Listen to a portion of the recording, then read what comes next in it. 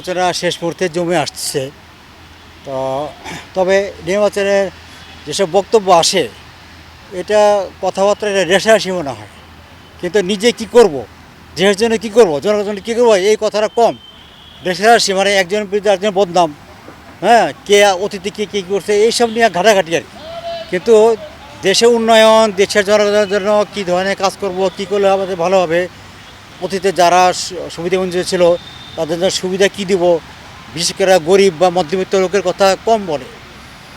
হ্যাঁ, সবাই সবাই যেটা বলে অন্তত বাড়িয়ে বলে। এই বাড়ানোর কথা তো জনগণ তো শেষ পর্যন্ত পায় না, ইলেকশনের পর পায় না, তো বাড়িয়ে বলার কী দরকার।